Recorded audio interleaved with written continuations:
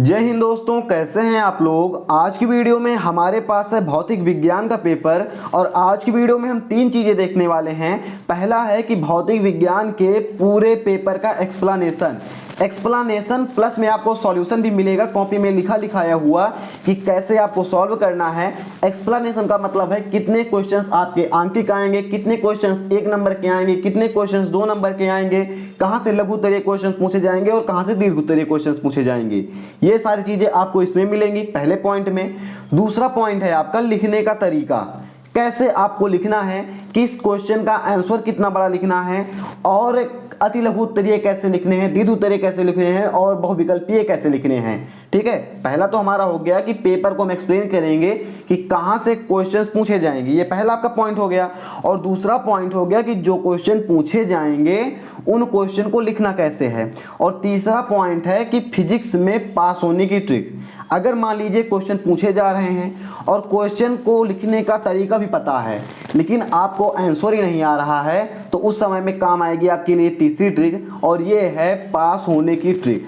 कैसे आपको पास होना है फिजिक्स के पेपर में, सारी चीज़ों को हम एकदम स्टेप बाय स्टेप देखेंगे। चलिए देखते हैं। सबसे पहले हम देखते हैं बहुविकल्पीय क्वेश्चन, इनको अभी कैसे सॉल्व करना है, किस तरह से पूछे जाएंगे।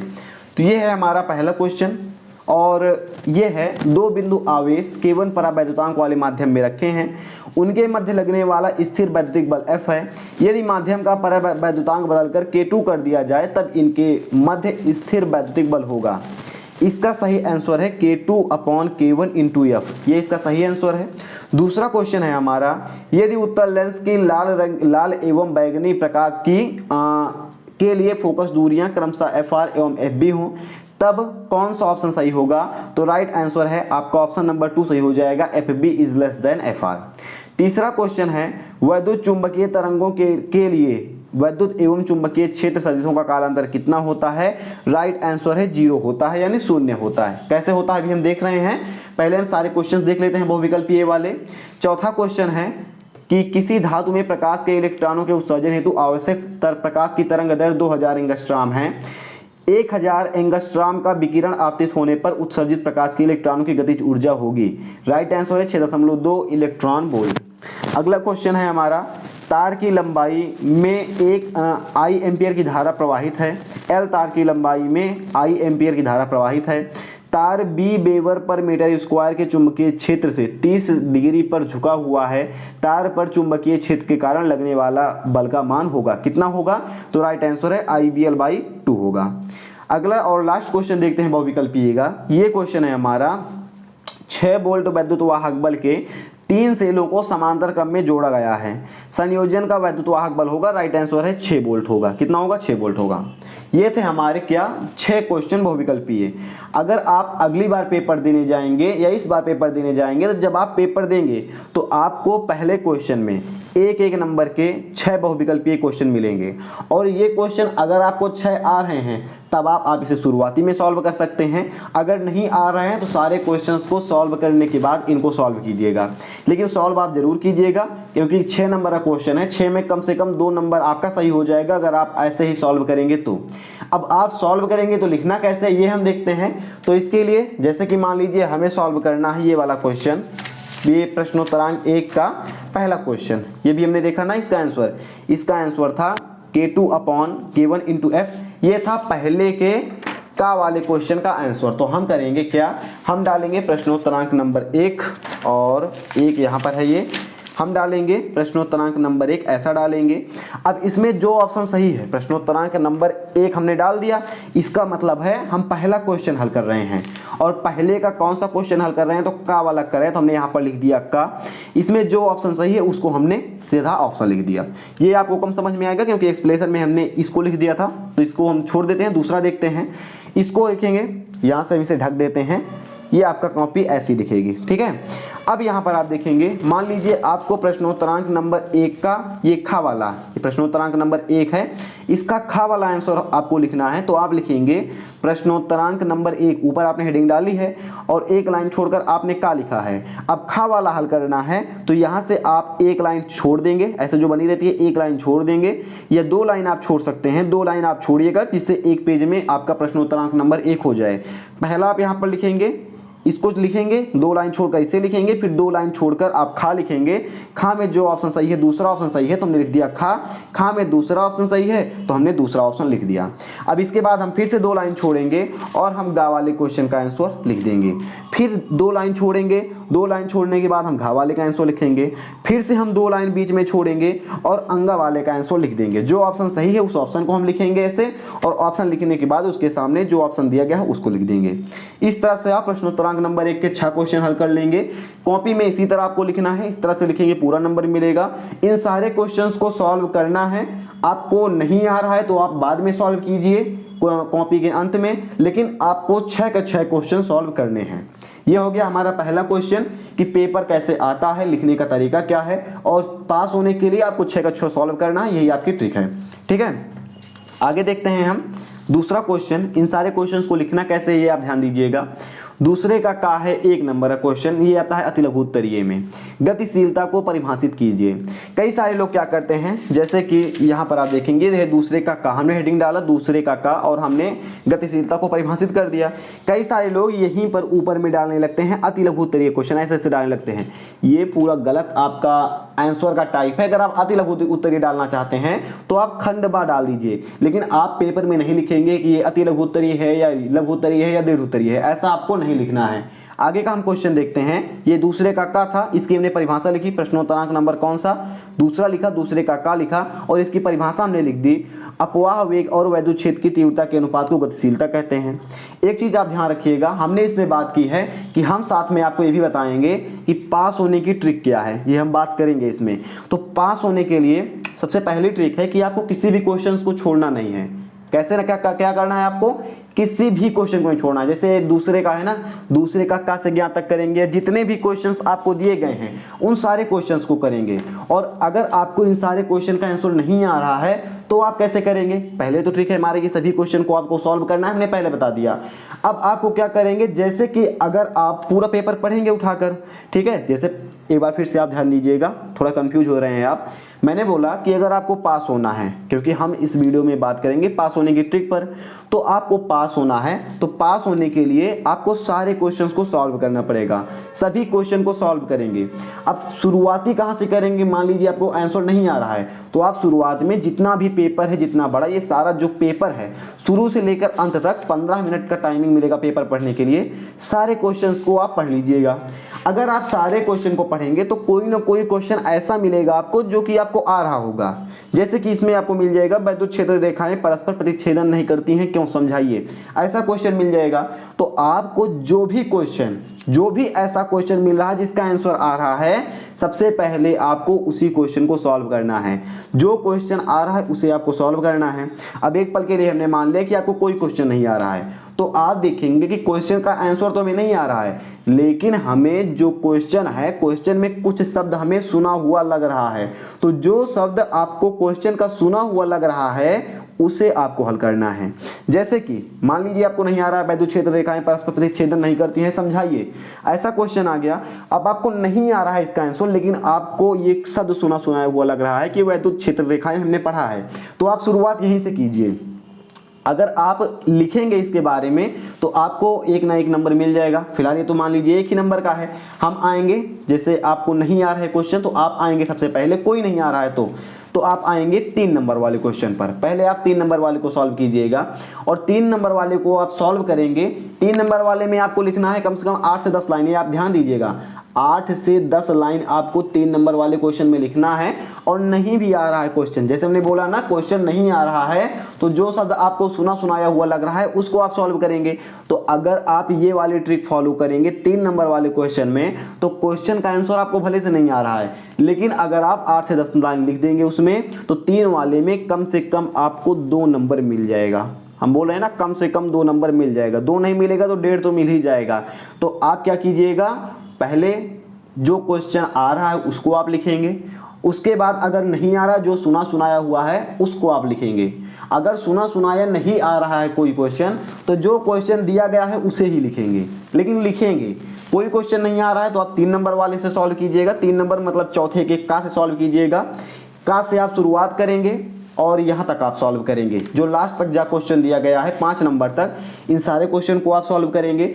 इनको सॉल्व करने के बाद आप आएंगे अति लघु उत्तरीय पर, फिर आएंगे बहुविकल्पीय पर। और आपको सारे क्वेश्चंस का आंसर आ रहा है तो आप बहुविकल्पीय से शुरुआत कीजिएगा। पहले बहुविकल्पीय आप सॉल्व करेंगे, उसके बाद आएंगे अति लघु उत्तरीय क्वेश्चन पर। और अगर आप इनको सॉल्व कर लेंगे एक तरफ से तो हमें भरोसा है कि आप आगे वाले क्वेश्चंस को भी सॉल्व कर लेंगे, क्योंकि ये सारे क्वेश्चन लॉजिकल होते हैं, इनमें दिमाग लगाना पड़ता है। और अगर आपने पढ़ा है तभी आप 1 नंबर वाले क्वेश्चन को सॉल्व कर पाएंगे, नहीं तो आप नहीं कर पाएंगे।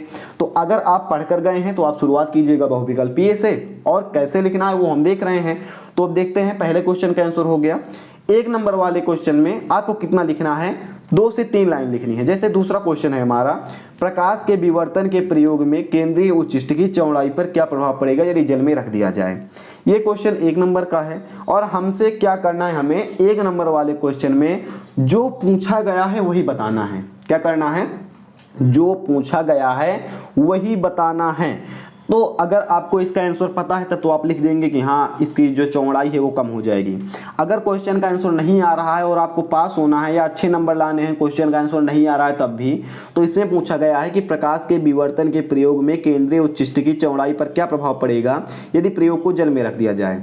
तो आप कॉमन सेंस लगाएंगे तो या तो चौड़ाई बढ़ेगी या तो चौड़ाई घटेगी, 2 में से एक ही तो होगा, या तो चौड़ाई बढ़ेगी या तो घटेगी। तो आप अगर क्वेश्चन आ रहा है तो आप इसको सॉल्व कीजिए, और नहीं आ रहा है तो लिख दीजिए कि प्रकाश के विवर्तन प्रयोग में केंद्रीय उच्चिष्ट की चौड़ाई कम हो जाएगी यदि प्रयोग को जल में रख दिया जाए, या फिर प्रकाश के विवर्तन के प्रयोग में केंद्रीय उच्चिष्ट की चौड़ाई बढ़ जाएगी यदि प्रयोग को जल में रख दिया जाए। ऐसा आप लिखेंगे, आपको नहीं आ रहा है तो। और आ रहा है तो आप अच्छे से लिखिएगा, जैसे हमने लिखा हुआ है कि प्रकाश के विवर्तन के प्रयोग में अगर प्रयोग को जल में रख दिया जाए तो केंद्रीय उच्चिष्ट की चौड़ाई कम हो जाएगी। ठीक है, ऐसा आप लिख देंगे। 1 नंबर का क्वेश्चन है, 1 नंबर आपको मिल जाएगा। अगला क्वेश्चन है आपका, वैद्युत क्षेत्र रेखाएं परस्पर प्रतिच्छेदन नहीं करती हैं क्यों, ऐसा क्वेश्चन है। तो अगर आपको नहीं पता है कि प्रतिच्छेदन क्यों नहीं करती हैं तो आप क्या कीजिएगा, इसमें ये लिख दीजिएगा वैद्युत बल रेखाएं है क्या, इनके गुण क्या होते हैं, ऐसा आप करके इसमें लिखेंगे तो 1 में से आधा नंबर आपको मिल सकता है, कोई दिक्कत नहीं है। लेकिन वैद्युत क्षेत्र रेखाओं के बारे में ही लिखिएगा। मैं बार बार बोल रहा हूं, अगर क्वेश्चन का आंसर आपको नहीं पता है तो आप 2 से 3 नंबर के जो 3 नंबर के क्वेश्चन हैं वहां से शुरुआत कीजिएगा, तो आपको पासिंग मार्क्स मिल जाएंगे आराम से। अगर आप 1 नंबर या बहुविकल्पीय में अति लघु उत्तरीय में फंसे रहेंगे तो आप पास नहीं हो पाएंगे। अगर पास ही होना है तो आप आगे आएंगे क्वेश्चन पेपर में, जो चौथा क्वेश्चन आपका है यहां से आप शुरू करेंगे सॉल्व करना, तो 3 में से 2 नंबर आपको मिल जाएंगे अगर आप लिखेंगे 3 नंबर वाले क्वेश्चन में 8 से 10 लाइन तो। ठीक है, ये आप ध्यान रखिएगा, ये मैं बार बार बोल रहा हूँ। और इस वीडियो को बनाने का मकसद यही है कि जितने लोग इस वीडियो को देख रहे हैं वो सारे लोग पास हो जाएं, फेल कोई ना हो। हम सारी ट्रिक्स को आगे वीडियो में बताते रहेंगे, कुछ ट्रिक अभी देखिएगा, कुछ ट्रिक 2-3 मिनट बाद आप सुनिएगा। ऐसे हम पेपर को सॉल्व भी कर रहे हैं और आपको सारी ट्रिक भी बताते चल रहे हैं। तो ये क्वेश्चन हो गया। घ वाला क्वेश्चन है, यदि प्रत्यावर्ती धारा का वर्ग माध्य मूल मान √2 एम्पीयर है तो धारा का शिखर मान क्या होगा। तो आपको इसमें शिखर मान बताना है। जितनी कम लाइनें आप लिखना चाहें 1 नंबर में उतनी कम लाइनें लिखिए, आंसर सही रहेगा, 1 में से 1 पूरा नंबर मिलेगा, जितना कम आप लिख सकें। ठीक है, ये आप ध्यान रखिएगा। तो हम आगे दूसरे का गा वाला क्वेश्चन देखते हैं। धारा का वर्ग माध्य मूल मान बताना है। इसके पहले हमने क्या किया था, ये हमें बताना था वैद्युत क्षेत्र रेखाएं आपस में प्रतिच्छेदन क्यों नहीं करती हैं। तो क्यों नहीं करती हैं इसका आप आंसर सुनिएगा कि वैद्युत क्षेत्र रेखाएं आपस में प्रतिच्छेदन नहीं करती क्योंकि इससे एक ही बिंदु पर 2 वैद्युत क्षेत्र बन जाएंगे जो असंभव हैं। 2 वैद्युत क्षेत्र बन जाएंगे जो असंभव हैं। ये हो गया आपका प्रश्नोत्तरांक 2 का घ वाला आंसर है। इसे को क्या पूछा है, √2 एम्पीयर आपको वर्ग माध्य मूल मान यानी IRMS दिया है। आपको क्या बताना है, I0 का मान बताना है। तो आप ऐसा करेंगे, दिया है, ज्ञात करना है, हल, और I0 का मान आ जाएगा शिखर मान 2 एम्पियर, ऐसा आपका आ जाएगा। ठीक है, एम्पियर ऐसा होता है, कई लोग कमेंट करेंगे एम्पियर भी गलत है, तो एम्पियर इधर को होता है। अगला दूसरे का अंगा क्वेश्चन देखते हैं। ये एकदम आसान सा क्वेश्चन है। समस्थानिक और संभारिक में अंतर बताइए। तो समस्थानिक तत्व वे परमाणु होते हैं जिनके परमाणु क्रमांक समान होते हैं। परमाणु क्रमांक समान होते हैं, द्रव्यमान संख्याएं भिन्न होती हैं, समस्थानिक कहलाते हैं। उदाहरण 1h1, 1h2, 1h3। और संभारिक क्या होते हैं, जब परमाणु भार समान हो, परमाणु क्रमांक अलग अलग हो तो उन्हें संभारिक कहते हैं। जैसे कि उदाहरण 18AR40, 20CA40। ठीक है, ये 40 है, ये हो गया आपका संभारिक। प्रश्नोत्तरांक 2 का चा, ये सारे क्वेश्चन 1 नंबर के हैं, आप इसे याद रखिएगा, इसीलिए एक एक लाइन में हम सारे आंसर आपको बताते चल रहे हैं। जहां पर एक्सप्लेन करना पड़ेगा वहां पर हम एक्सप्लेन करेंगे। 1 नंबर वाले क्वेश्चन को ऐसा ही लिखना है। इसमें पूछा है चा वाले में, किसी मकान में 200 वोल्ट की मेन से 60 वाट के 200 बल्ब समांतर क्रम में जुड़े हैं, प्रतिदिन 24 घंटे में व्यय हुई विद्युत ऊर्जा की गणना कीजिए। तो आपका आंसर आ जाएगा, हल करेंगे तो 288 किलोवाट घंटा ऐसा आपका आएगा। अगला क्वेश्चन देखते हैं तीसरे का। ये सारे क्वेश्चन 2 नंबर के हैं और 2 नंबर के क्वेश्चन में कम से कम 4 लाइनें आपको लिखनी हैं। 4 लाइनें लिखेंगे आपको पूरा नंबर मिल जाएगा, लेकिन 4 लाइनें लिखनी पड़ेंगी, ये चीज आप ध्यान रखिएगा। तो आप देखेंगे, अब आप यहां से देखेंगे कि क्वेश्चन को हल करने का सही तरीका क्या होता है। अभी तक आप क्या देख रहे थे कि आप 2 लाइन में आंसर दे दीजिए, आपको पूरा नंबर मिल जाएगा क्योंकि नंबर 1 ही थे। अब यहां से आप देखेंगे तरीका क्या है। तो जैसे पूछा गया है, क्या पूछा है इसमें कि पीएन संधि डायोड के अवक्षय परत तथा विभव प्राचीर का पश्च अभिनत पर क्या प्रभाव पड़ता है। ठीक है, पीएन संधि डायोड के अवक्षय परत पर तथा विभव प्राचीर पर पश्च अभिनति का क्या प्रभाव पड़ता है, ऐसा क्वेश्चन है। तो आप क्या करेंगे, 2 नंबर का है तो इसमें कम से कम 4 लिखना है या 6 लाइन तक आप इसमें लिख सकते हैं। ज़्यादा लिखेंगे कोई दिक्कत नहीं है, लेकिन 4 नंबर से कम लिखेंगे नंबर नहीं मिलेगा। तो इसमें जो क्वेश्चन पूछा गया है जिस हिसाब से, उस हिसाब से उसका आंसर देंगे। जैसे पहला क्वेश्चन इसमें तीसरे में है कि पीएन संधि डायोड के अवक्षय परत, क्या है, अवक्षय परत तथा विभव प्राचीर पर, यानी कि पीएन संधि डायोड में अवक्षय परत पर और विभव प्राचीर पर पश्च अभिनति का क्या प्रभाव पड़ेगा। तो हमें बताना है पहले कि अवक्षय परत पर क्या प्रभाव पड़ेगा। तो हम आंसर इस तरह से लिखेंगे कि पीएन संधि डायोड में पश्च अभिनति में अवक्षय परत की चौड़ाई बढ़ जाएगी, यानी अवक्षय परत का पर क्या प्रभाव पड़ेगा, अवक्षय परत की चौड़ाई बढ़ जाएगी, जिससे विभव प्राचीर भी बढ़ जाता है। ठीक है, तो दोनों पर क्या प्रभाव पड़ेगा, दोनों बढ़ जाएंगी। ठीक है, अब इसमें एक चीज और आप कर सकते हैं, मान लीजिए आपको इस क्वेश्चन का आंसर नहीं पता है, तो इसमें भी आप कॉमन सेंस लगा सकते हैं कि पश्च अभिनत का पीएन संधि डायोड पर क्या प्रभाव पड़ेगा।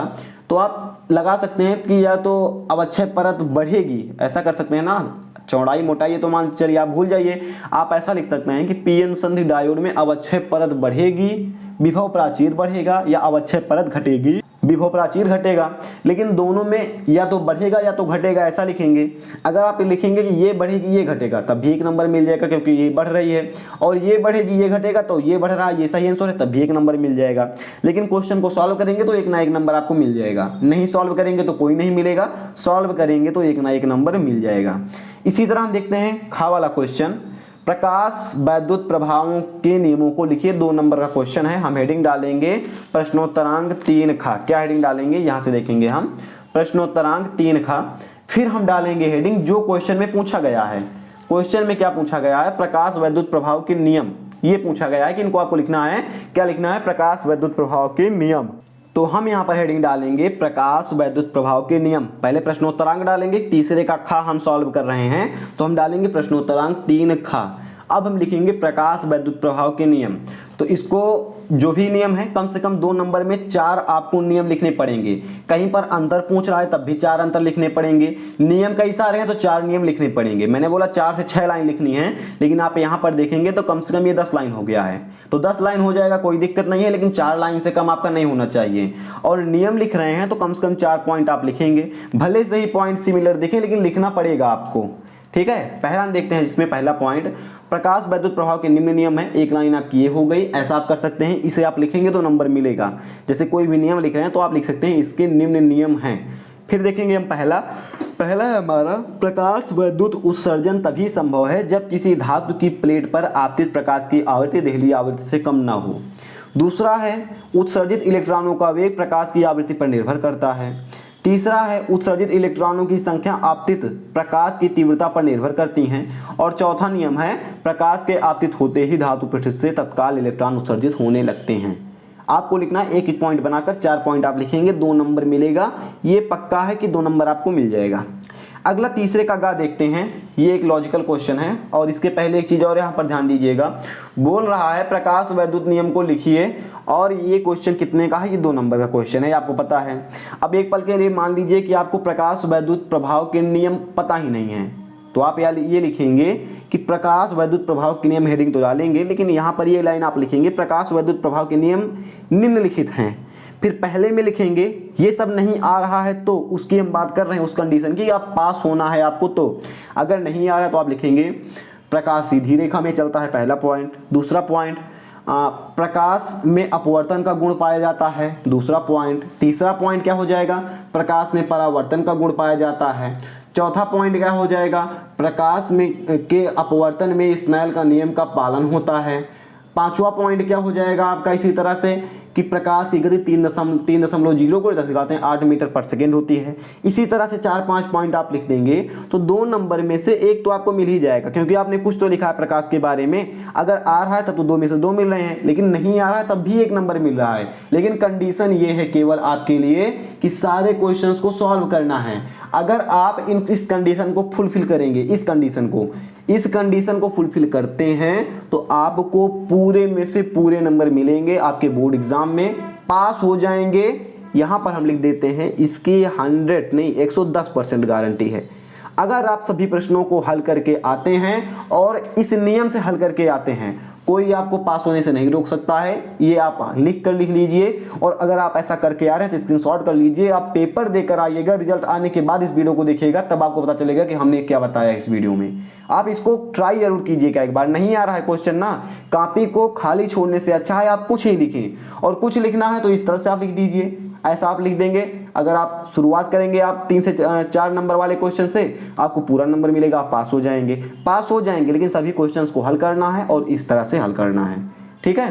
अगला हम देखते हैं, ये क्वेश्चन है हमारा तीसरे का खा। ये सबसे आसान होते हैं क्वेश्चन उनके लिए जिनको पास होना है, ना कि उनके लिए जिनको अच्छे नंबर लाने हैं।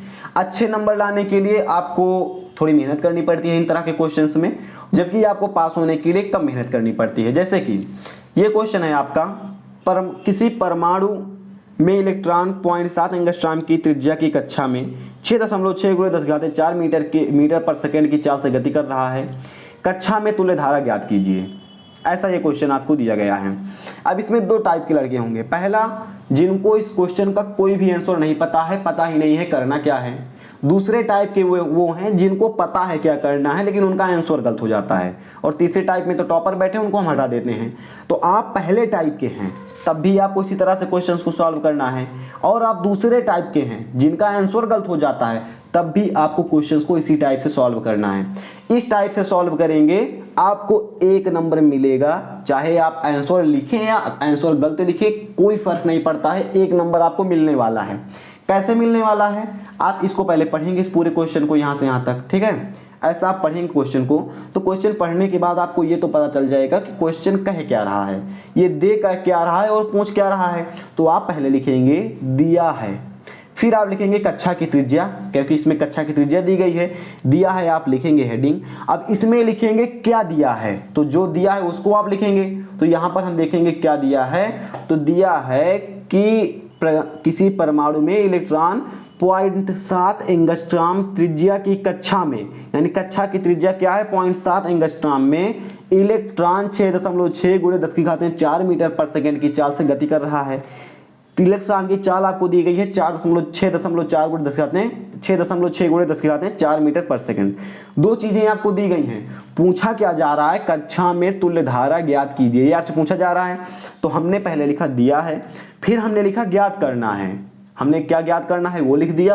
अब हम लिखेंगे अगली हेडिंग हल, यानी इसका सॉल्यूशन क्या है। तो सॉल्यूशन हमने इस तरह से लिखा और सॉल्यूशन में हमने लिख दिया हल।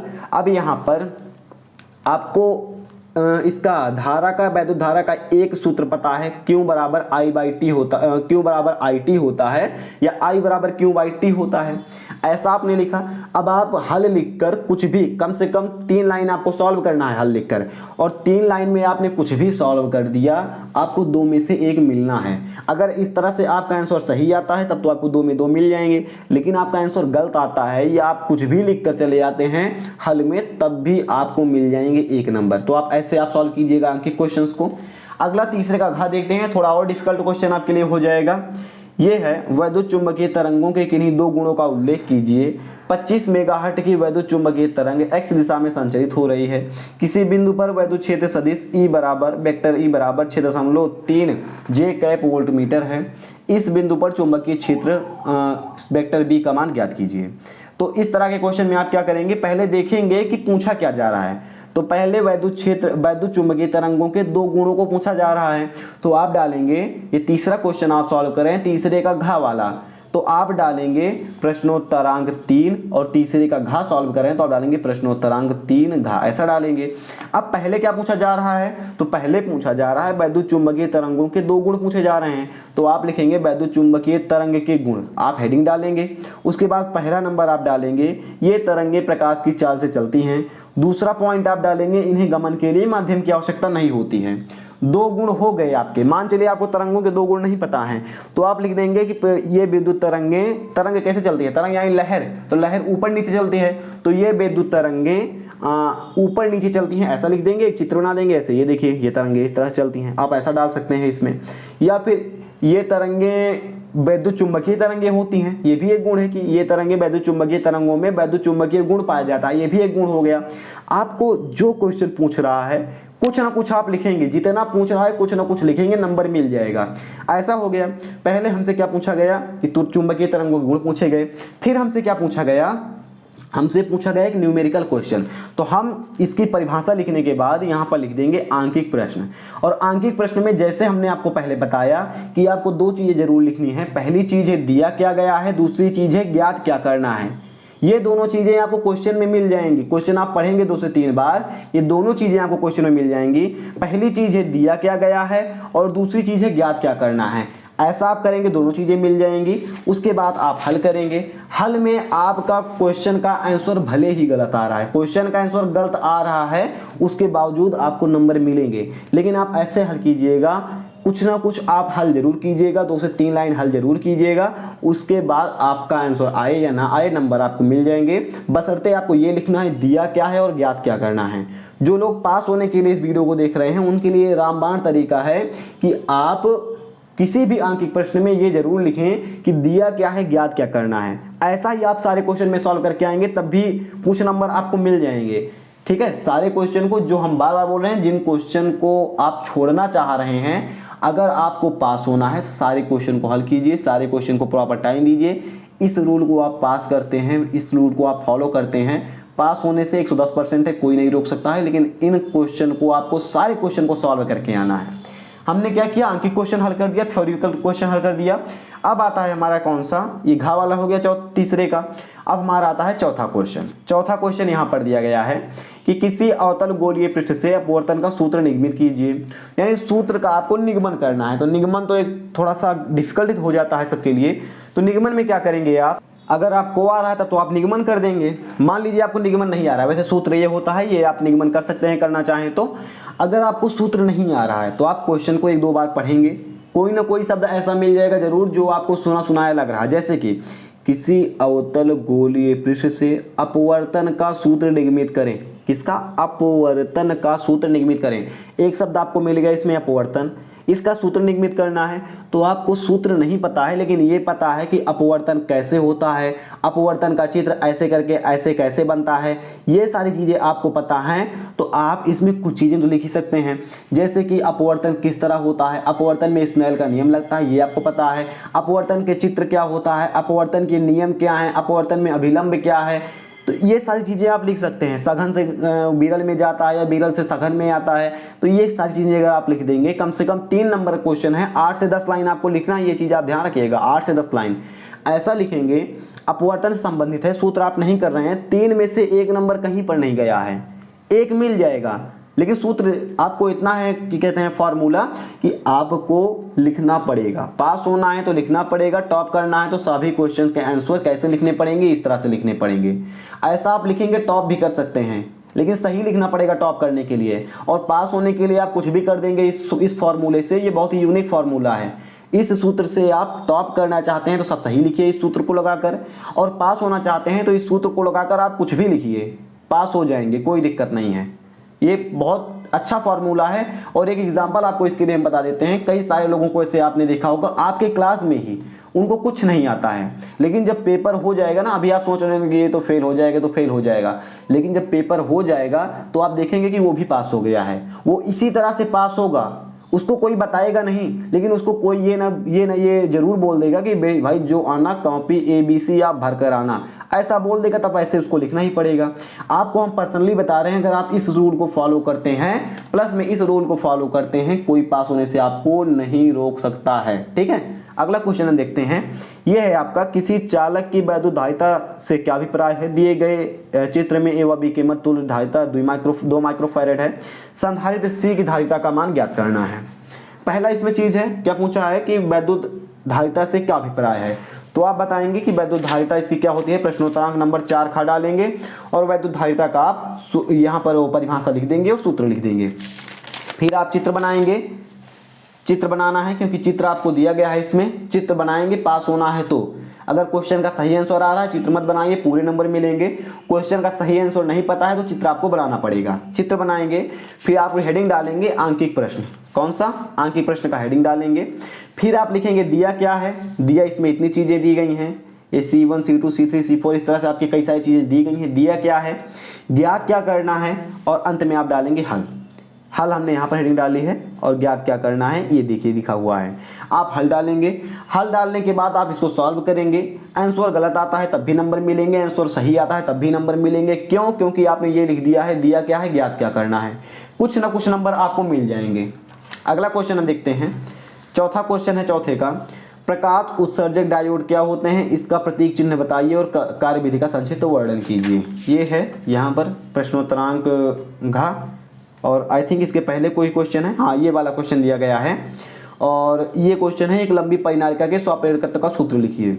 अगर मान लीजिए अगर आपको क्वेश्चन आंसर आ रहा है तो आप ऐसा लिखेंगे, लंबी परिनालिका है ये और ये इसका सूत्र है, ऐसा आप ऐसा लिखेंगे अगर आपको आ रहा है तो। अगर नहीं आ रहा है तो आप क्या करेंगे, आपको ये पता है कि परिनालिका का चित्र कैसे बनता है, परिनालिका का चित्र बताइए, परिनालिका गुण लिखिए, टेस्ट ट्यूब उसे बोलते हैं, परिनालिका को टेस्ट ट्यूब, उसमें प्रयोग क्या किए जाते हैं, कैसे किए जाते हैं, कांच की बनी होती है, किससे बनी होती है, इसके बारे में जो पता है आप लिख डालिए। नंबर आपको मिलेंगे लेकिन लिख देंगे तो, ठीक है। ये हो गया आपका क्वेश्चन। उसके बाद ये है आपका प्रकाश उत्सर्जक डायोड। तो प्रकाश उत्सर्जक डायोड इसको हम बोलते हैं LED, ठीक है। जैसे एक ट्रिक इसमें और है कि आपको नहीं आ रहा है इसका आंसर, कि कोई क्वेश्चन ऐसा दिया गया है जिसका आपको आंसर नहीं समझ में आ रहा है, जैसे ये है कौन सा घा वाला है ना, तो आप एक बार उसका क्या कहते हैं वो देखिए, इंग्लिश वर्जन देखिए। ये प्रकाश उत्सर्जक डायोड आप इस तरह से नहीं समझ पा रहे हैं, ये डी वाला देखेंगे तो what are light emitting diodes, draw the symbol, give a brief description of its working. LED आपको पता चल गया ना, LED। तो LED के बारे में तो आपको बहुत सारी चीजें पता हैं, वो आप लिख दीजिए। नहीं तो अगर आप ये भी नहीं आ रहा है तो प्रकाश के बारे में पता है ना, 3 नंबर का क्वेश्चन है, हम बोल रहे हैं अगर आप यहाँ से करेंगे और इस रूल को फॉलो करेंगे बहुत सारे नंबर आपको मिल जाएंगे फ्री में। तो आपको प्रकाश के बारे में पता है, आप प्रकाश लिखिए। प्रकाश क्या है, प्रकाश में अपवर्तन कैसे होता है, प्रकाश में परावर्तन कैसे होता है, प्रकाश के गुण क्या हैं, ये सारी चीजें लिख दीजिए। 3 में से 1 नंबर आपको मिल जाएगा, ये मिल जाएगा, फिक्स है। अगला क्वेश्चन देखेंगे हम, किसी अपवर्ती दूरदर्शी द्वारा दूरस्थ बिंदु का प्रतिबिंब बनाकर प्रतिबिंब अनंत पर बनता है, उपयुक्त किरण आरेख दर्शाइए। ये दूरदर्शी के विदृश्य एवं लेतिका लेंस की फोकस दूरियां 250 सेंटीमीटर तथा 5 सेंटीमीटर हैं, तब दूरदर्शी की आवर्धन क्षमता तथा नेत्रिका के विदृश्य लेंस के बीच की दूरी ज्ञात कीजिए। ऐसा क्वेश्चन है। पहले LED वाला हो गया, इतना हमने लिखा है, 8 से 10 लाइन आपको लिखनी है 3 नंबर के क्वेश्चन में, हम पहले से आपको बता रहे हैं। फिर क्या है, ये क्वेश्चन है आपका, तो बोला है कि प्रतिबिंब बनाना है तो प्रतिबिंब का चित्र आप यहाँ पर बनाएंगे। फिर न्यूमेरिकल क्वेश्चन आ रहा है, इसमें आप लिखेंगे दिया क्या है, फिर लिखेंगे ज्ञात क्या करना है। ये सारी चीजें आपको इसी पेपर में मिलेंगी। कहाँ पर मिलेंगी? इसी पेपर में मिलेंगी। ज्ञात क्या करना है, फिर आप लिखेंगे हल। हल आपका गलत हो जाता है, कोई दिक्कत नहीं है। 2 चीजें आप कभी मत छोड़िएगा, चित्र बनाने के लिए आ रहा है, चित्र आप जरूर बनाइएगा, और जो दिया गया है जो ज्ञात करना है उसको आप जरूर लिखिएगा। हल आप कुछ भी लिख दीजिए, कोई दिक्कत नहीं है। जैसे अगर मान चलिए हल आपको नहीं आ रहा है तो आपने पहले चित्र बनाया, फिर आपने लिखा दिया क्या है, फिर आपने लिखा ज्ञात क्या करना है, फिर आपने लिखा हल, और हल में क्या करना है, कुछ नहीं आ रहा है तो हल आप हेडिंग डालिए और ऐसे आप एक लाइन से लिखिए दिया क्या है और ज्ञात क्या करना है, फिर से आप उसी को उतार लीजिए। आंसर नहीं पता है ना, पाना क्या है, नंबर पाना है। अब आपको कोई कौन सा एग्जामिनर पहचान रहा है कि हाँ इनका नाम है, उसमें तो रोल नंबर ही लिखा होता है केवल, तो आपको नंबर पाना है। नंबर पाने से मतलब रखिए, अगर आपको पास होना है तो हल आप हेडिंग डालिएगा, क्या दिया गया है वो लिख दीजिएगा, क्या ज्ञात करना है वो लिख दीजिएगा, ठीक है। आगे हम देखते हैं, ये हमने लिख दिया, सारे आंसर हमें मिल गए यहाँ पर। और यहाँ पर आएंगे हम, PDF की लिंक नीचे दी गई है डिस्क्रिप्शन में, उसके लिए आप हैरान मत होइएगा। ये हो गए हमारे 4 क्वेश्चन। इसी तरह हमारा 5वां क्वेश्चन है। वीडियो बहुत ही लंबी हो रही है, लंबी फिलहाल होनी भी चाहिए, आपके 2 दिन में पेपर आ रहे हैं, एग्जाम्स आ रहे हैं, तो लेकिन थकान लग जाती है वीडियो बनाते बनाते। लंबी वीडियो है, कभी आप ऐसे लगातार बोल कर देखिए किसी को समझाकर, पूरा सर दर्द होने लगेगा आपका। तो पहला हम 5वां क्वेश्चन देखते हैं। 5वें का वाला क्वेश्चन, अर्धचालक क्या है? अपमिश्रण के कारण अर्धचालक की चालकता पर पड़ने वाले प्रभाव ज्ञात कीजिए या प्रभाव समझाइए, ऐसा क्वेश्चन है। तो इसमें आपको एक चीज पता है कि ये कुछ भी हो, लेकिन अर्धचालक क्या होता है? चालक और कुचालक के बीच की अवस्था होती है। 3 नंबर में है, ये शब्द सबने सुना होगा, जो क्लास डेली अटेंड कर रहा है सब ने इसको सुना होगा, सब ने सुना है। तो जो आपने इस बारे में सुना है कि इसके 4 पैर होते हैं, इसकी 2 आंखें होती है, 2 कान होते हैं, 2 नाक होती है, 1 मुंह होता है, जो आपने जिस तरह से इसके बारे में सुना है उसी को लिखकर आएंगे 8 से 10 लाइन में। 3 नंबर के क्वेश्चन में एक ना एक नंबर आपको मिल जाएगा, ठीक है, ये आप जरूर ध्यान रखिएगा।